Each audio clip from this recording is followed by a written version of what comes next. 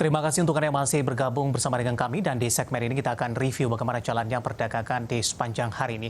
Dan kami ingatkan kembali Anda masih bisa berpartisipasi di WhatsApp interaktif kami di 0812 di 8788 di 3723 seperti yang tertera di layar televisi Anda. Kami ulang kembali di 0812 di 8788 di 3723 seperti yang tertera di layar televisi Anda. Dan saat ini kami sudah terhubung melalui Zoom bersama dengan Bapak Dimas Pratama selaku analis teknikal Bahana Sekuritas. Kita akan langsung sapa saja Pak Dimas. Selamat sore, apa kabar Pak? Halo, sore Mas, kabar baik. Ya, terima kasih Pak Dimas sudah meluangkan waktu di IDX Channel. Hari ini Indeks Harga Saham Gabungan kembali mengalami tekanan Pak Dimas, meskipun tekanan yang terjadi tampaknya tidak sehebat jika dibandingkan dengan perdagangan hari sebelumnya. Namun secara teknikal level 65 dipertahankan oleh Indeks Harga Saham Gabungan karena perdagangan kemarin 65 kemudian balik lagi ke level 6.600-an. Analisis Anda pelemahan yang terjadi di sepanjang perdagangan hari ini? Ya, sentimennya masih terkait dengan ini ya, tingkat inflasi, data tingkat inflasi Amerika yang akan merilis di hari esok ya, di Kamis. Nah, ini yang masih menjadi perhatian pelaku pasar. Karena kita tahu itu akan mengaruhi kebijakan Fed untuk suku bunga mereka sendiri. Nah, saat ini kalau kita lihat memang ada indikasi penurunan, tapi kalau kita lihat memang untuk tahun 2023 The Fed masih tetap akan tinggi ya, melakukan kenaikan suku bunga, bahkan bisa diprediksi di atas 5%. Nah, ini yang masih diantisipasi oleh pelaku pasar. Nah, selain itu juga kalau kita lihat investor cenderung obligasi ya. Nah, ini yang kalau kita lihat memang terjadi penurunan. Karena dari year to date kita sudah turun 3,9% dari penutupan akhir tahun kemarin, dan ini memang saat ini harus menguji level kritikal di 6.500.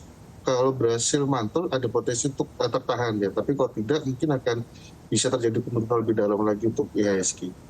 Kalau kita bandingkan pencapaian indeks harga saham gabungan di sepanjang 2022 lalu, ini sempat menyentuh ke level tertinggi di sepanjang masa, Pak Dimas. Kemudian di awal tahun, baru beberapa minggu perdagangan di 2023, IHSG sudah mengalami koreksi yang cukup dalam di 6.500-an. Kalau kita tarik garisnya dalam 1 tahun terakhir, posisi IHSG sudah sampai berada di mana, Pak Dimas? Apakah balik lagi ke level awal pembukaan di 2022 atau bahkan sudah menembus level di bawahnya?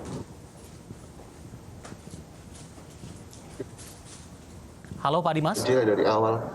Nah, ini pergerakannya sebenarnya kita sudah boleh dibilang hampir sama ya dengan awal pembukaan di 2022 yang lalu. Nah, ini sebenarnya level kritikal yang harus diperhatikan pelaku pasar di 6.500. Kalau kita lihat tekanan tekan jual ya masih akan terjadi di saham-saham perbankan kita. Nah, ini yang ditakutkan juga akan menjadi pemberat IHSG, di mana kita tahu memang investasi banyak porsinya di ini ya, di perbankan. Jadi ketika indeks turun, kemungkinan juga aksi jual di saham-saham perbankan.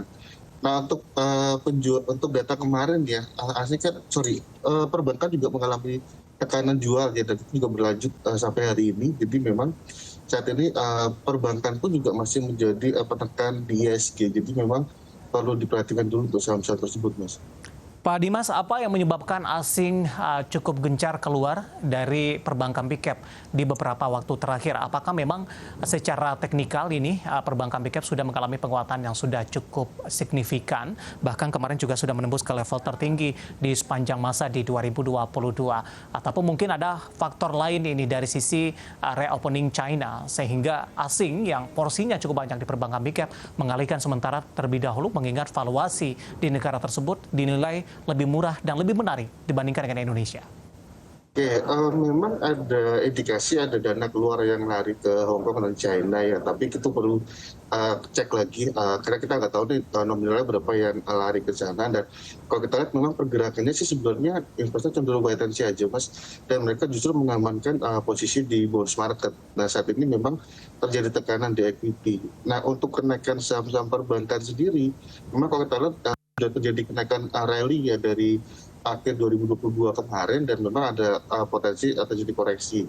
Namun kalau kita lihat koreksi yang terjadi ini sudah cukup dalam juga dan masih berpotensi untuk penurunan lebih dalam. Jadi memang investor perlu mencermati lagi karena ada beberapa saham pun seperti BCA sebenarnya sudah cukup mahal ya di market. Kalau untuk yang lainnya seperti BBRI, Bank Mandiri dan juga Bank Negara itu masih cukup murah. Jadi memang agak selektif baik sendiri untuk saham perbankan. Baik, kita akan coba ulas secara teknikal masing-masing dari beberapa perbankan big cap ini. Saya mau ke BMRI terlebih dahulu, Pak Dimas. Kebetulan ada penanya yang masuk di WhatsApp interaktif kami. Saya akan coba sapa, ini Bapak Chandra Gunawan dari Surabaya, menanyakan saham BMRI sudah masuk sebenarnya di 9.775. Direkomendasikan averaging down tidak di 8.500-an atau 8.300-an atau di harga berapa? Tapi sebelumnya, sebelum dijawab Pak Dimas, sebenarnya strategi untuk perbankan big cap seperti apa? Karena menganggap koreksi sudah cukup dalam, para investor mencoba untuk masuk, tapi koreksi masih terus berlanjut dan akhirnya nyangkut juga di posisi entry sebelumnya. Memang kalau kita lihat secara teknikal saat ini masih ada potensi penurunan ya Mas untuk Bank Mandiri ya. Hari ini dia gagal closing di atas 9.200 dan saat ini closing di 8.950. Nah, ada indikasi ini terbentuk head and shoulders, jadi potensi penurunan juga masih terbuka. Target penurunan selanjutnya harusnya akan mengetes di level 8.500. Jadi saat ini investor wait and see dulu untuk mencermati lebih lanjut dari pergerakan Bank Mandiri. Direkomendasikan averaging down tidak, Pak Dimas? Untuk saat ini belum, karena kita tunggu momentum pantulannya dulu ya. Baik, dengan kesimpulan ini setelah mengalami koreksi cukup dalam, bukan serta-merta harus ambil posisi, begitu kita juga akan melihat bagaimana peluang koreksi lanjutan terhadap saham tersebut. Betul. Baik, dari BMRI kita beralih ke BBCA, Pak Dimas. Support dan resisten dengan koreksi yang sudah cukup dalam. Tadi juga level terdahnya ada di 8.000 nih Pak. Beruntung ini tidak ditembus oleh BBCA di sepanjang perdagangan hari ini. Ya, BBCA juga saat ini critical level, Mas. Tadi low-nya kan di 8.000 ya, tapi berhasil close di 8125. Nah, besok penentuannya kalau dia tidak berhasil closing di atas 8150, ada indikasi peluang lebih besar dia akan mencoba menjebol level 8.000. Jadi saat ini posisi di tengah-tengah, kita lihat dulu apakah besok mampu closing di atas 8150 atau tidak. Kalau berhasil, targetnya nggak terlalu jauh, di sekitar 8250 sampai dengan 8300. Jadi memang range-nya untuk BBCA agak sempit ya. Baik, kita beralih ke perbankan big cap selanjutnya, BBRI, Pak Dimas. Tampaknya dari antara beberapa perbankan big cap, BBRI termasuk koreksi yang paling dalam ini di sepanjang 2023 sampai sejauh ini. Ya, kalau BBRI hari ini juga gagal bertahan di atas level 4.400. Jadi memang saat ini ada potensi penurunan, dia akan mencoba testing di 4260. Nah, saat ini level 4380 sebaiknya balik saja, mendekati area 4260 mungkin bisa lakukan akumulasi dulu. Oke, 4280 level yang direkomendasikan untuk akumulasi beli. BBRI penutupan hari ini masih di 4380. Terakhir dari perbankan big cap lainnya untuk BBNI, Pak Dimas. Bank Negara saat ini juga sebenarnya kalau secara valuasi Bank Negara ini cukup murah ya Mas, yang paling murah dari perbankan big cap. Nah, tapi saat ini penurunannya dia harus testing dulu.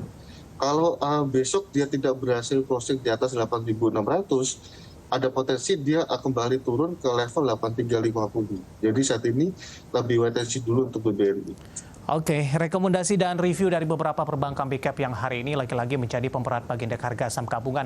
Skenarionya sampai dengan akhir pekan seperti apa, Pak Dimas? Saat ini para investor masih menunggu rilis data inflasi, tapi dari beberapa survei yang dilakukan, tampaknya inflasi kembali melandai jika dibandingkan dengan bulan sebelumnya. Ya, kalau untuk perbankan sebaiknya diperhatikan dulu ya, jangan untuk saat ini sebaiknya jangan melakukan entry position karena kemungkinan juga masih akan menjadi tekanan di saham-saham perbankan tersebut. Mungkin bisa lirik sektor lainnya ya, seperti sektor energi dan juga saham telco dan juga mungkin saham infrastruktur. Nah, itu yang lebih defensif. Jadi memang saat ini pilihannya nggak terlalu banyak, jadi memang tekanan jual masih akan menghantui untuk IHSG sendiri sampai dengan akhir pekan. Baik, dan lagi-lagi keputusan investasi tetap ada di tangan para investor dan trader pasar modal Indonesia.